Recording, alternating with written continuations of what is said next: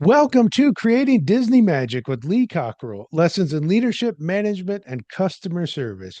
You can create magic too. I'm your host, Jody Mayberry, and although I'm in Washington State and Lee Cockrell is in Orlando, we just saw each other. We didn't record an episode while we were together, but it was great to see you again, Lee. Yeah, it was good to see you and your son that August. It's nice to see him again.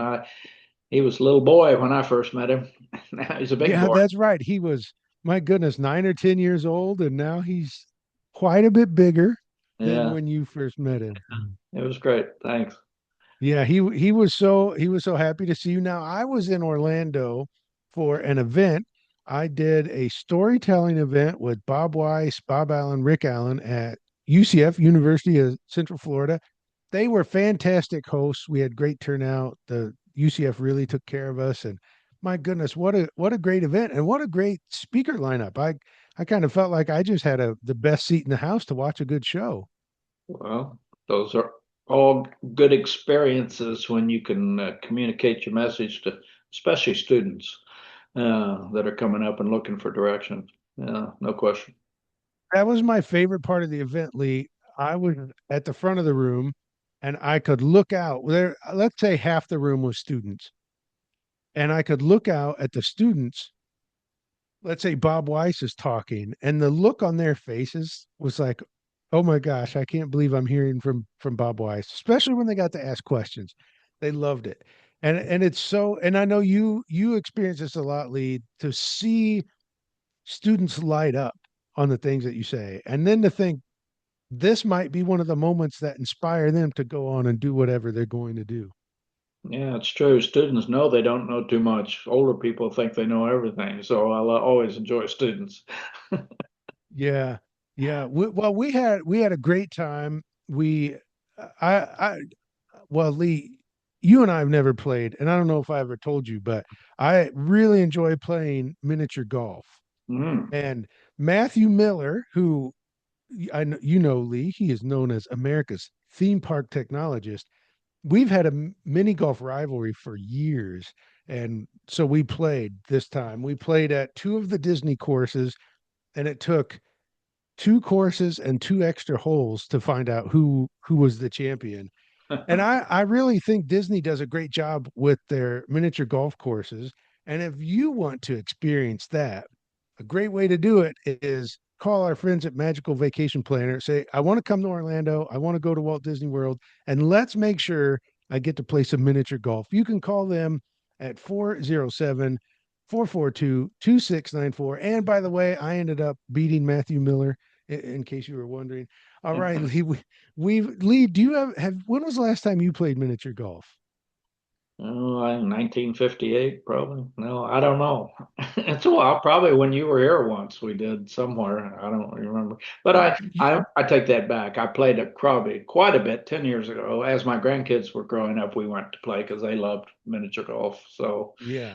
yeah, I recall many times we had to go to the miniature golf course. It Y- was fun. They were great. You know what else I did while we were in town, Lee? Me and my son went and did an escape room by the escape game at the same Oh, place yeah. you and I did it.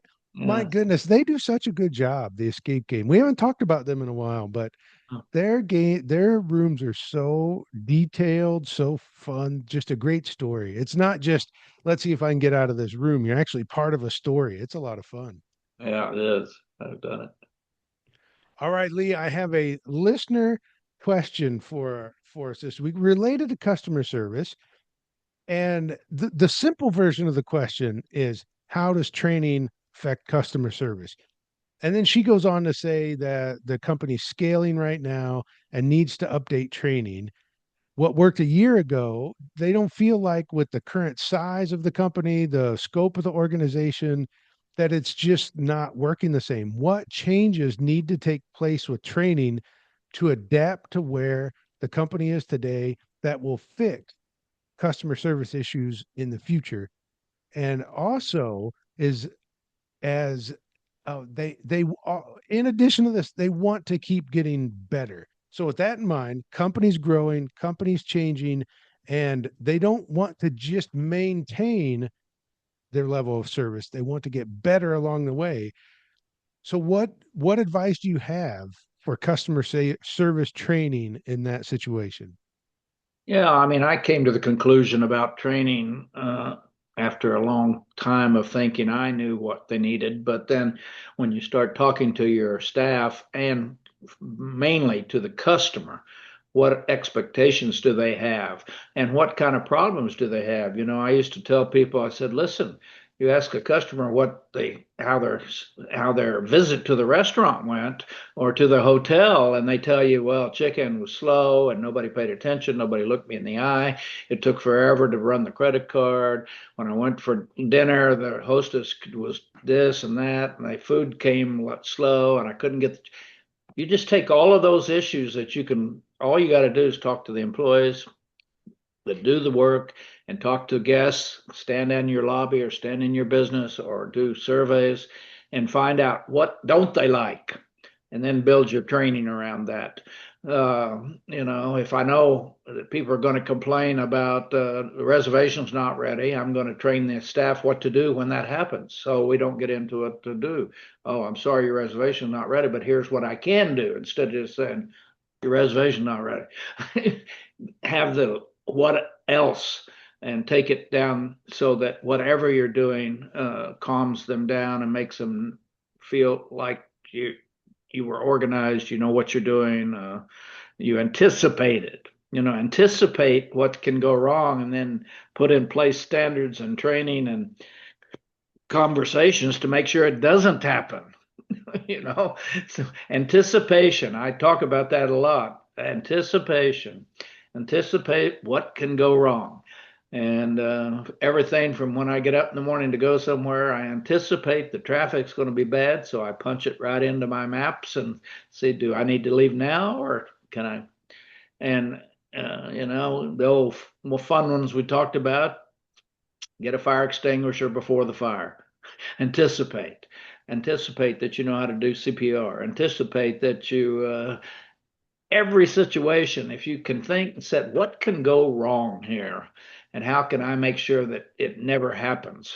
And that when it does happen, we're really ready to take care of it, whether it's how you handle a return product from a customer or a complaint or keeping the bathrooms clean. Everything that can go wrong will go wrong if you don't anticipate it and put in place a system and training and clarity of expectation to every employee.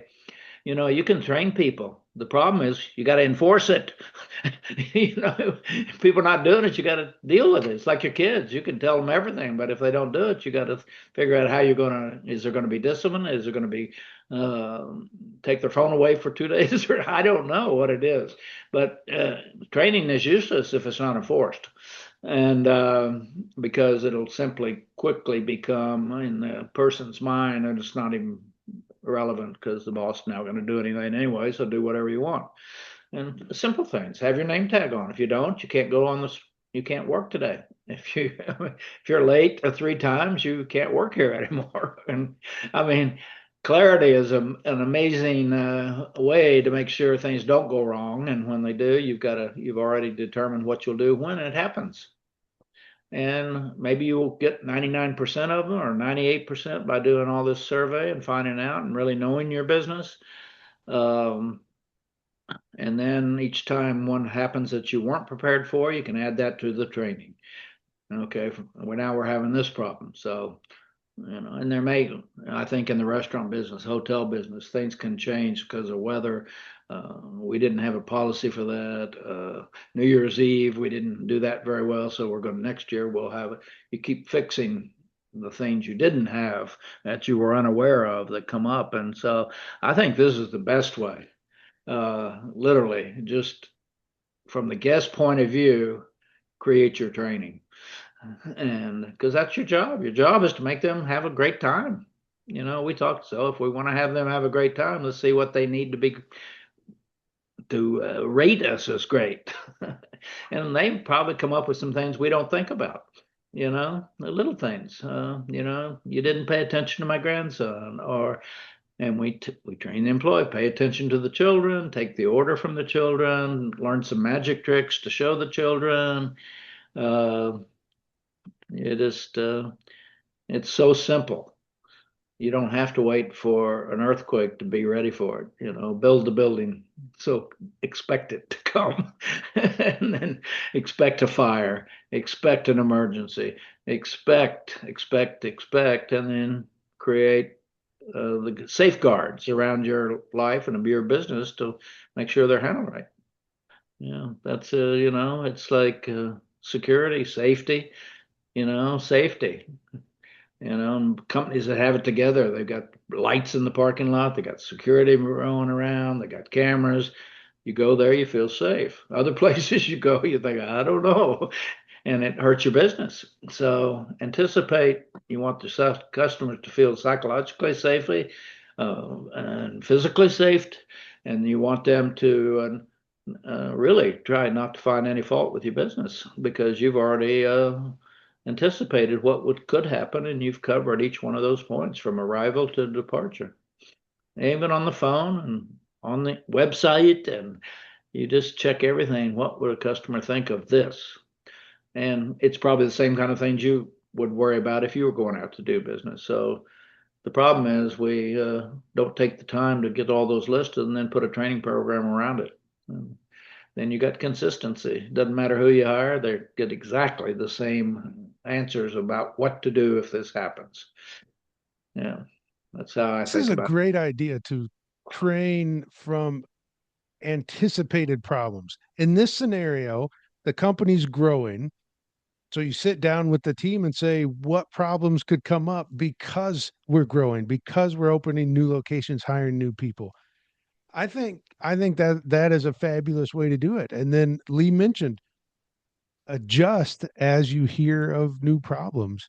it. It's this is a fabulous way to approach this.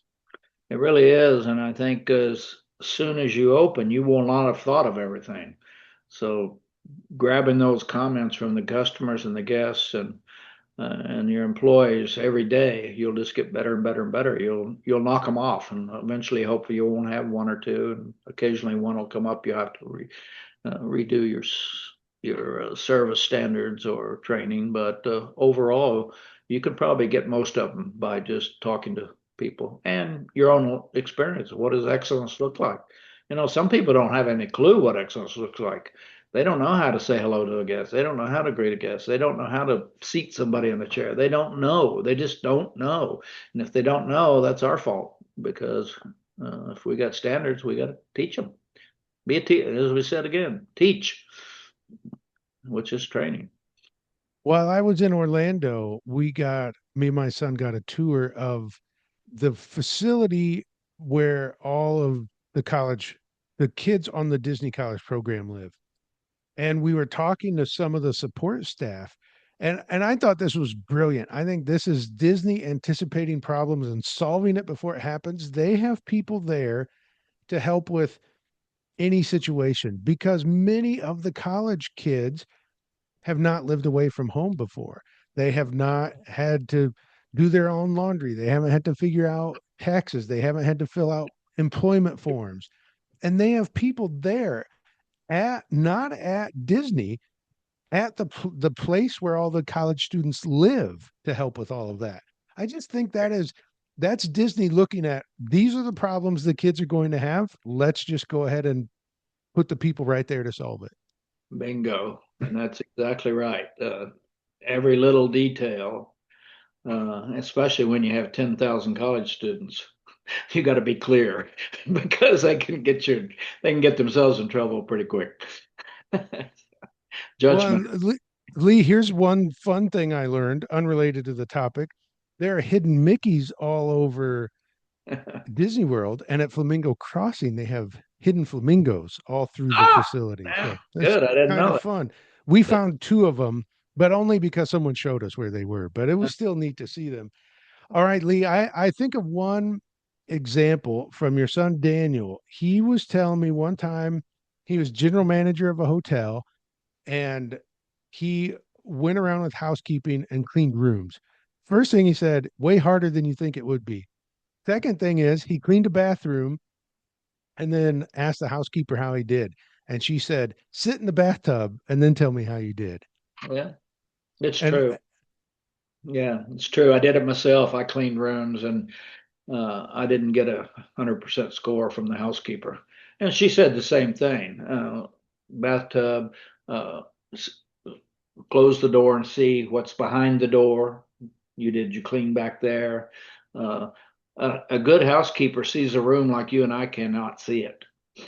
They, they, they, you know, and you have things you can see, whether it when you're in the park service or where you see things because of, and hopefully you people that see how things should be, you really want to get that information from them because it just enhances your training dramatically to get those things right up front. So you don't have a housekeeper working for 3 months and she hadn't been cleaning something and the guests have noticed. So it's if you're out and about and with your team and you'll always, I mean, I mean, literally a manager's job. That's pretty much their job is to be a teacher. That's not, that, and as they said, the manager's job is not to do it, is to make sure it gets done right.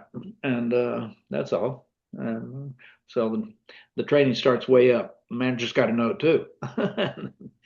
And hopefully it starts at the top with uh, good standards that have been highly developed and have covered all bases. So, and that's why companies like Chick-fil-A, Marriott, Disney, Costco, they're big and they've created these things because they can't play around. I mean, when you're opening 9,000 hotels in the morning, you got to have standards or you won't have a reputation of being a good place because guests are going all over the place and it needs to be one just like the next one.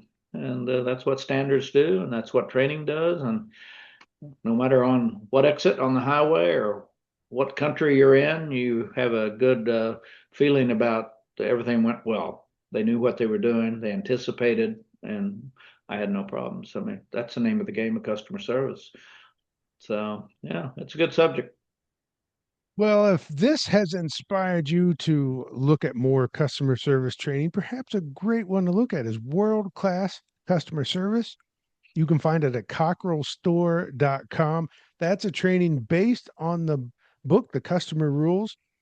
So if you enjoyed that book, the training goes even deeper, even better. And because there's 39 rules, it's probably one of the longest courses we've done. Not that that necessarily makes it better, but you do know there is a lot of content covered in that. If you just tackle one of the 39 customer rules, a day or a week, you can spread it. You if you do it one a week, you can spread it and make it a year-long training for your staff. Go to cockerelstore.com, scroll down, you'll find it there with all of the other courses we have to offer.